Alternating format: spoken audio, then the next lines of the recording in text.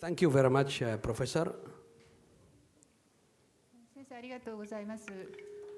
I also want to thank the foundation, Sasakawa Foundation, for bringing me and my colleague Antoine to speak to you and to see, to have a better idea about Japan. 嬉しく思っています。I am going to give you a brief idea about ARABIYA quickly. ではARABIYA is part of MBC Group, as you can see there. It was established in 1991 and from London at the beginning. MBC broadcasted, MBC One broadcasted from London 1991. And then they decided 2003 to move to Dubai, where they expanded the group and decided that they can have more channels. As you can see, we have from MBC One, we have MBC Two, MBC Three, MBC Four, MBC Action, MBC Persia to the Persian audience, MBC Max, and then ARABIYA, the channel where I and Antoine are working right now. ARABIYA is basically 24 hours free-to-air news coverage. Looking at the MBC Group viewers here, we have approximately 85 million viewers watching ARABIYA out of 250 million Arab population. The group in total. And almost 30%, 35% of this 85 million watch ARABIYA on daily basis.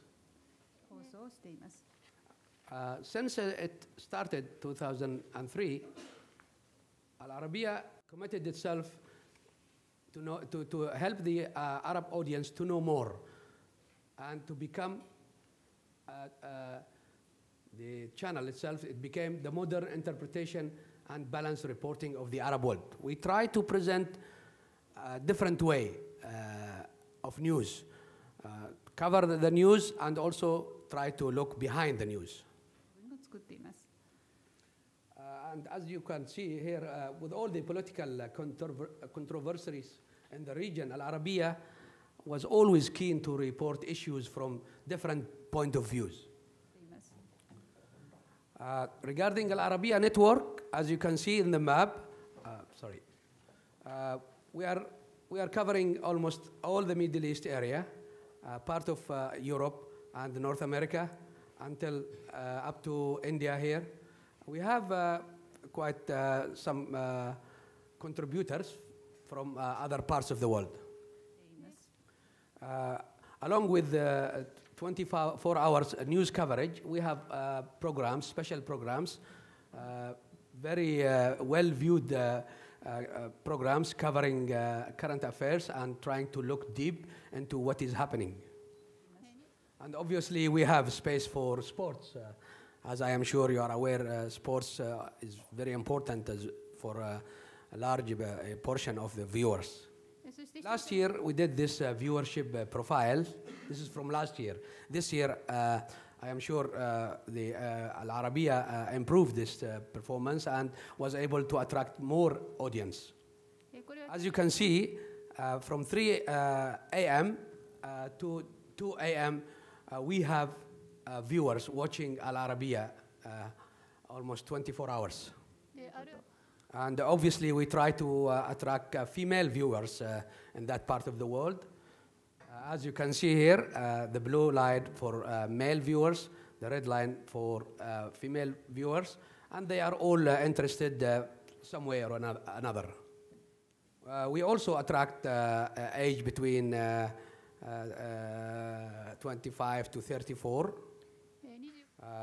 And obviously, the large amount of audience are 35 and over. Good evening, ladies and gentlemen. I'm happy tonight for two reasons. First, for having this opportunity to meet you here in Kyoto, the lovely city.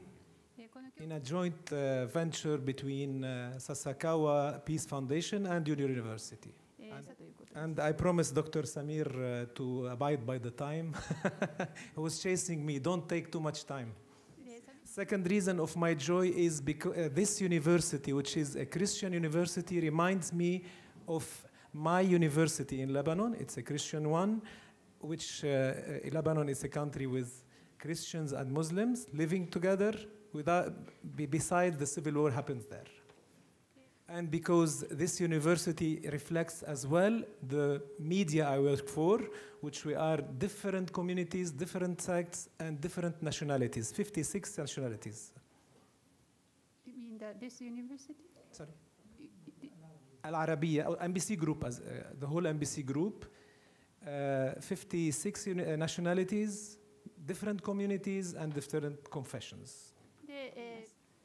Let's start quickly with our presentation.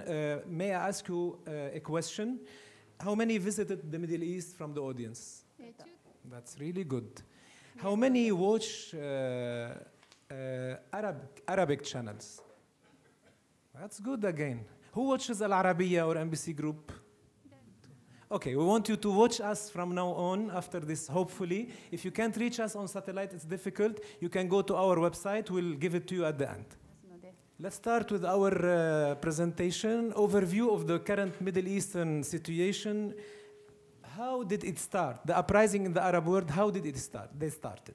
What was the role of media, mass media as Al-Arabiya, and the social media, the new media? And where the situation in different Arab countries is going to go? The Ben's factor, in fact, in the Middle East remained for many decades. The Ben factor. Ben Ali is like Zain al-Abidin Ben Ali, the ex-Tunisian president, represents, in fact, all the Arab dictators. It's Ben, when we say the Arab Ben, that means all the Arab dictators. This is the first Ben. The second Ben is for Benjamin, as in Benjamin Netanyahu, the prime minister, Israeli prime minister, and he represents the state of Israel, which was at a very destabilizing situation. They destabilized the Middle East for a long time. You might think that the Arab ban and the Israeli ban, they were fighting each other all the time. This is not true, because in fact, both of them, they used a hostile speech against each other, but in fact, they served each other interests, needs, and existence. How that happened? The Arab ban, or Arab dictator, as we mentioned, used well the Israeli occupation as an alibi to oppress democracy in their countries and refuse real reforms under a big headline facing Israel. Before satellite TV in the Arab world, like our satellite TV, Al-Arabiya, like Al Jazeera, before that, Arab media, financed and controlled by Arab regimes, reported in Arabic language, not in other languages, all the aspects of Israeli atrocities in Palestine and neighboring countries without paying any attention to the regimes, Arab regimes' practices in their countries, inside their countries. While Israeli media, at the same time, they played on the fear factor of some Arab leaders about their security and their regimes. Now, after the Cold War, a new ban jumped into the game. Osama bin Laden accused Arab regimes of crushing their people and of being agents to Israel. He attracted, unfortunately, a chunk of Arab youth. Now, what happened to the first two bans, the Arab ban and the Israeli ban? In fact, the Arab ban profited from the newcomer, Osama bin Laden, and making him as a new enemy. And under that alibi, he sought all the Western help, aids, military aids, money, and cover for the regime as itself. And after September 11, you know what happened in New York by Al-Qaeda, US came physically to the Middle East. They started by Afghanistan, then they came to Iraq. Being in Iraq was a milestone for the whole region, and it deserves to go more on focus on that, on that event precisely, vis-à-vis the beginning of the fall of Arab dictators. The first shock was the two sons of ex-Iraqi president, Uday and Qusay Saddam Hussein, were killed and their bodies were shown to media. And graphic pictures usually not shown on our screen, but we did, and we may have stirred emotions. The second shock for the image of Arab dictators was arresting Saddam Hussein himself, the ex-Iraqi president, and footage of him opening his mouth in a degrading manner in the Arab culture. He was examined by an American doctor, shocked those footage. They shocked his followers and his opponents at the same time, and such situation was not really expected. And with the death of Saddam Hussein, at that moment, the dread of Arab tyrant collapsed. Now, that was the first fall for an Arab dictator. It was in Iraq, but not on the hands of his people. The first experience was in Tunisia. It took, in fact, some time for Arab citizens to be convinced that changing long-lasting dictatorship is possible. Who triggered that? It was WikiLeaks, when they confirmed to the Arab citizens, especially to the Tunisians, that they have what they have already heard and rumored about. It was similar to the husband who knew his wife was cheating on him, and it was time to take action.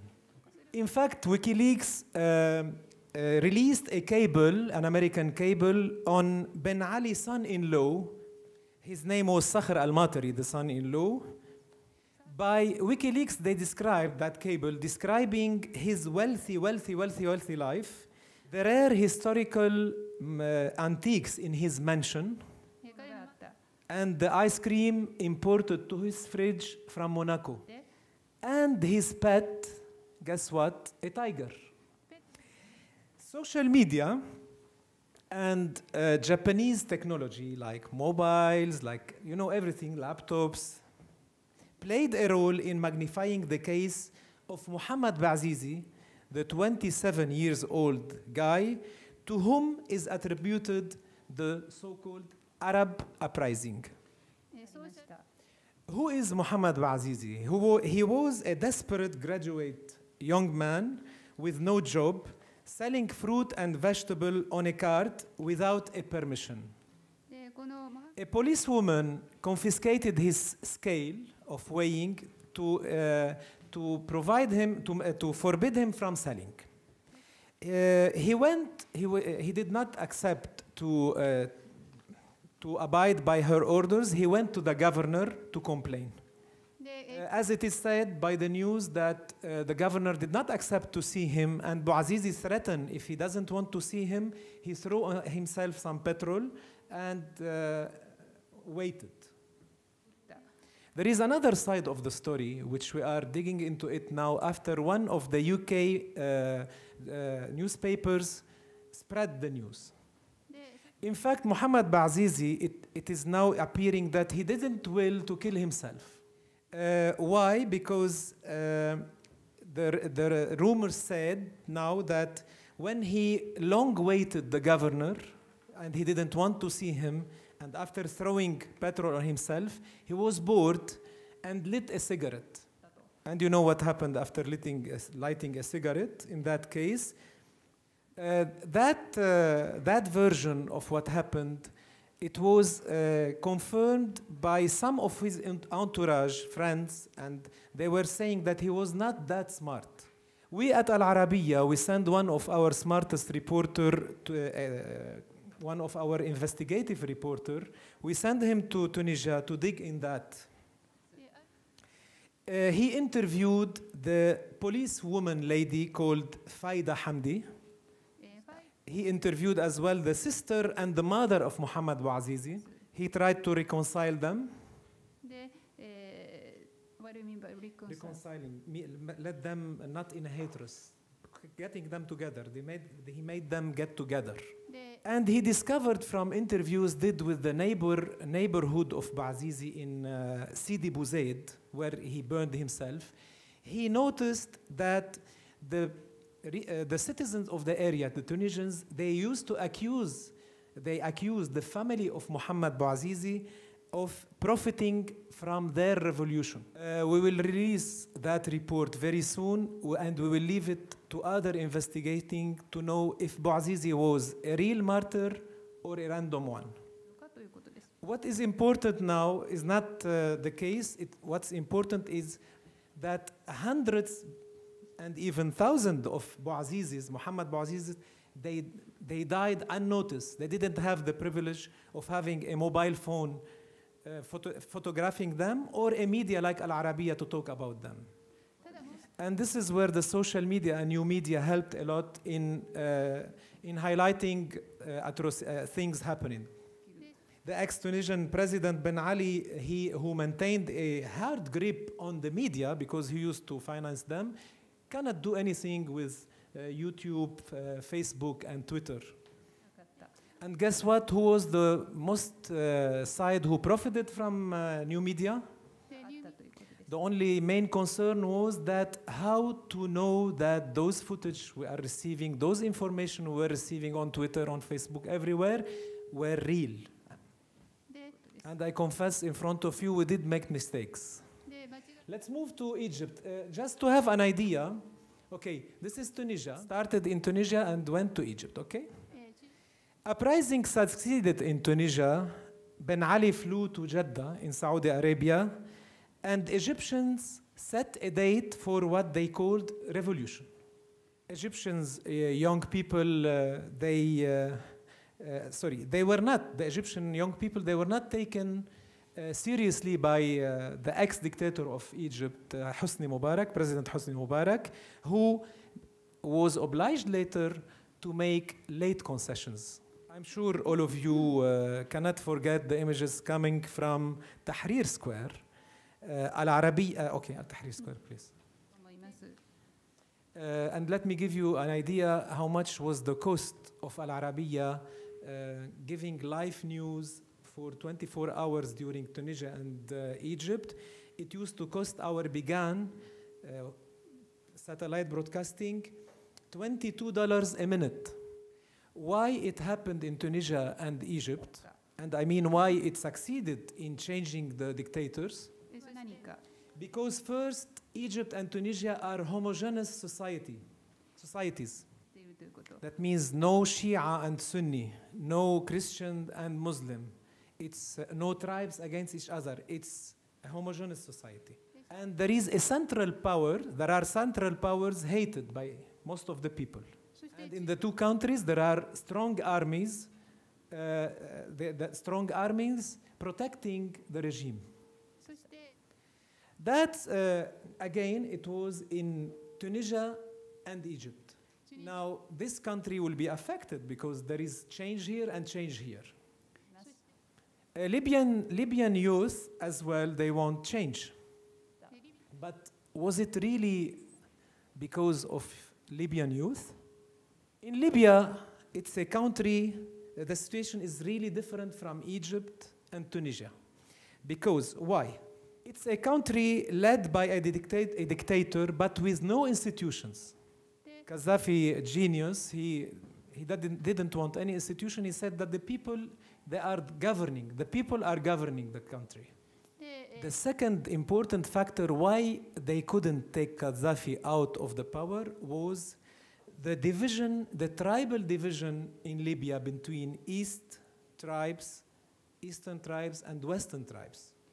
So it's a tribal change happening now. Why? Because that matter relates to what used to be during the kingdom of King Sanusi, when a federation, the country was a federation between the East and the West, between the Gaddafi, where Gaddafi come from, the tribe, and the Warfella, the biggest tribe in Libya. It counts more than 1,100,000 people. 1 million. 1 million, the other tribe, the Warfella. It's bigger than Al-Qadadifa. The two tribes, when the coup d'etat happened against the king, the two tribes joint venture to be under the lead of Gaddafi, and both of them, they controlled the country and took the wealth of the country. So on the opposite of Tunisia and Egypt, now we are in front of a tribe is trying to take over from the other tribe while they were partners. The Western intervention in Libya, like the NATO, what happened, unfortunately, it didn't resolve the problem. Why? Because they forbid definitely that Gaddafi kills the people, his opponents, but in the same time, the intervention of the NATO did not eliminate Gaddafi, did not take him out of power. So Gaddafi is still in the power in a divided country, and we might go back to two countries or one federation if there is a solution. We will jump from Libya to Syria. So one revolution, 2, 3, now to Syria. The situation in this country is a reflection of the regional imbroglio. In all of these countries, with some exceptions like in Lebanon, all those countries, either you have a monarchy or dictators or a minority governing a majority. In Syria, there is no exception. We have a military dictatorship, a minority leading majority. The Alawites, they are leading the Sunnis, at the exception of Iraq, when during Saddam Hussein was a minority Sunni leading majority of Shia. In Syria, it's not a matter again of people. Definitely, there are people riposting against the government, and they need reforms and democracy. But it's not only that. We have had a lot of trouble in. So why it didn't happen in Syria before this one? Why it didn't? Bashar al-Assad didn't fall because his people, the Alawite, felt in danger that Sunnis will take the power, and that's why we are in a division here, a confessional division. In Libya, it was a tribal division. In Syria, it's a confessional one. We have had a lot of problems in Syria. Why? Because it's a closed society. We couldn't cover very well because our correspondent was not allowed to cover. Plus, we were not allowed to enter any correspondence or envoys to see what's happening on the ground. Dr. Samir is doing this. I'm going to go to Turkey and come back to Syria in a quick time, and I will hand the microphone to Naji. The changes in Syria are very important. Why? Because they might affect the whole region around Syria. The situation in Syria is like in Turkey, in Iraq, in Lebanon. So any change there will affect the whole area. Okay, in Turkey there are Alawites, Kurds, like in Syria, Alawite, Kurds, Sunnis, and any fall of the regime in Syria, it won't only go easy because every community will make its own state. The secular system in Turkey set by Mustafa Kemal Atatürk is now turned by Recep Tayyip Erdogan, who is a moderate Muslim, trying to end up with secularism.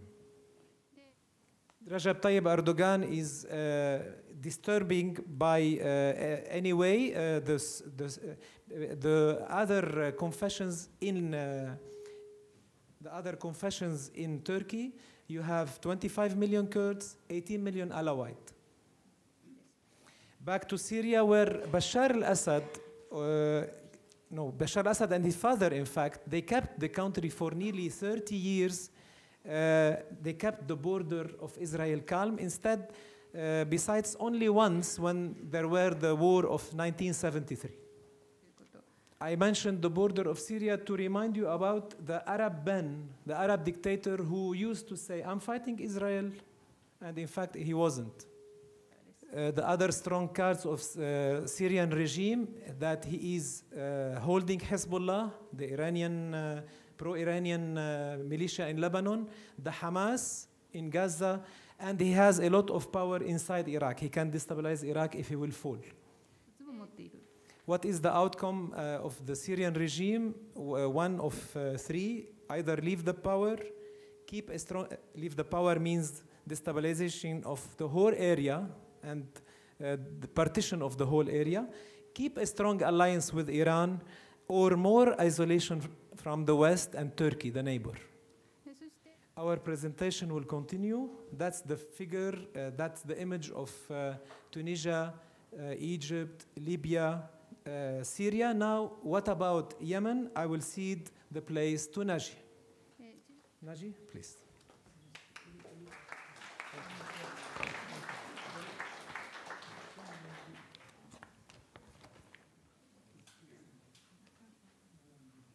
Yemen. Thank you very much. Now, Yemen and that part of the Arabian Peninsula is a neighbor of Saudi Arabia.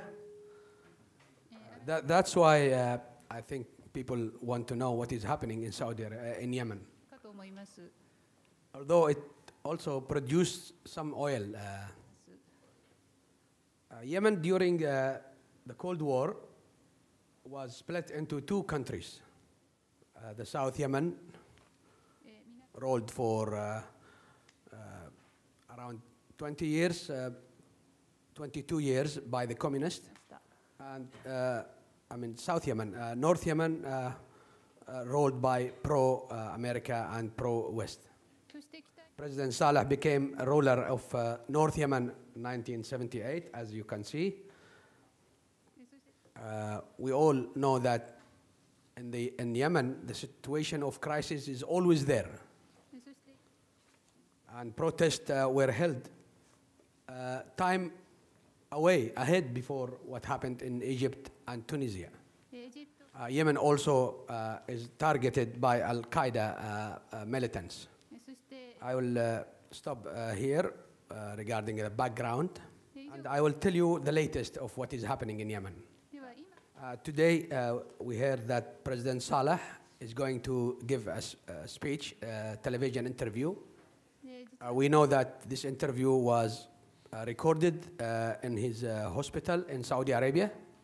In that interview, which would be, as promised, broadcast Friday, he would promise to come back, and he would help a smooth transition of power. Some expect him to say, I want to remain as your honorary, head of state. But some also expect him to say, I will hand over power to my vice president. Now, if he hands over power to vice president, would this satisfy the protesters?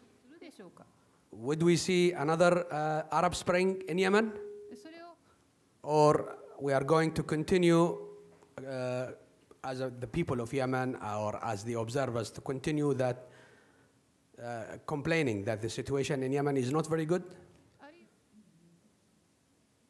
We know that the youth decided to go to the streets hoping for change.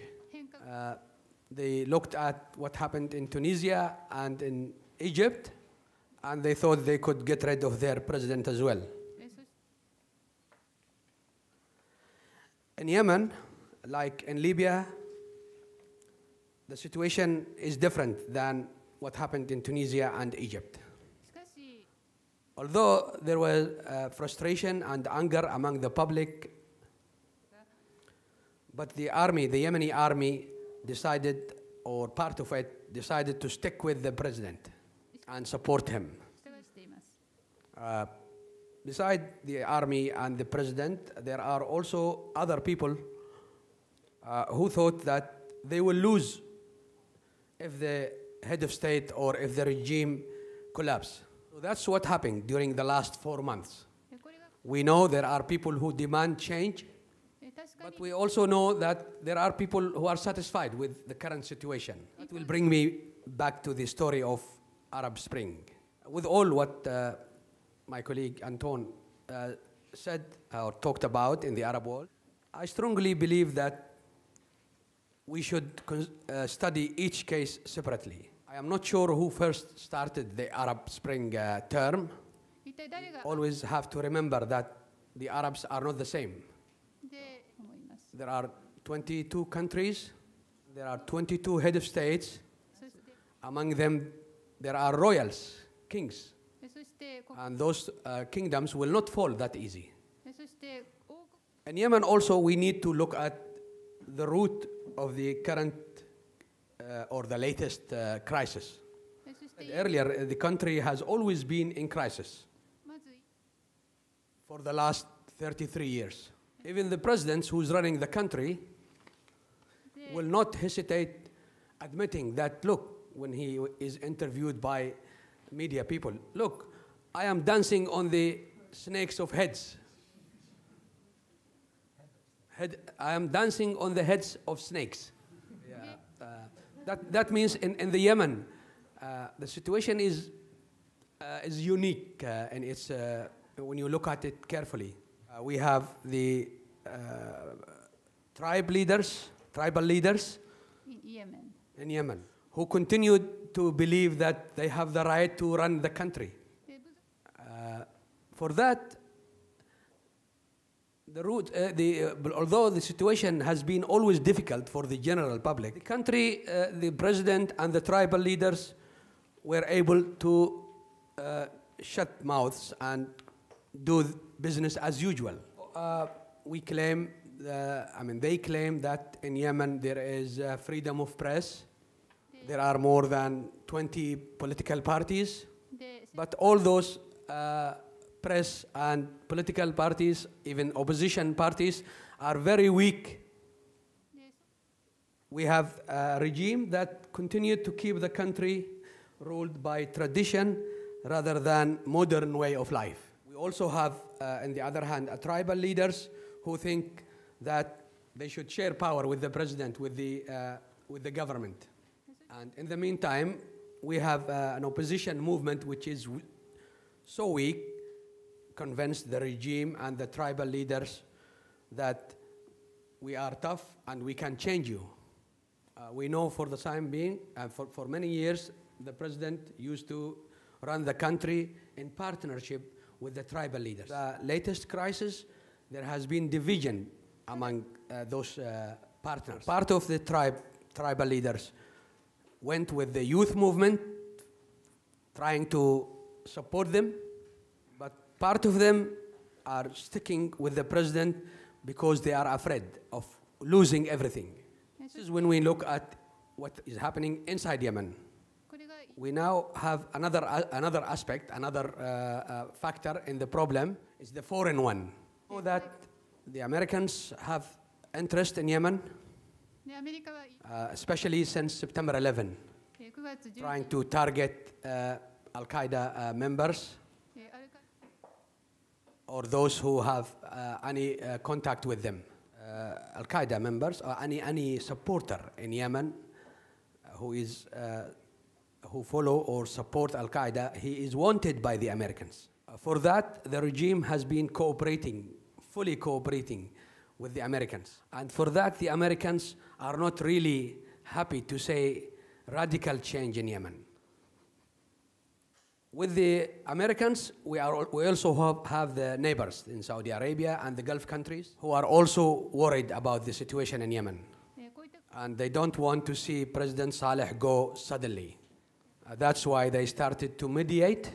They initiated an initiative to hand over power to his vice president, just to make the people, the protesting, happy, but not to change regime.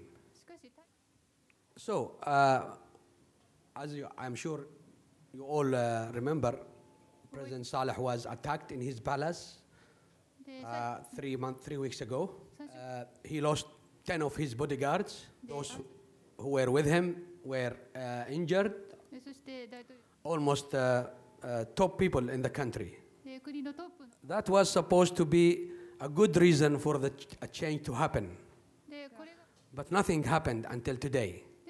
They still, as I started earlier, they're still expecting him to come back and to hand over to his president, to his vice president.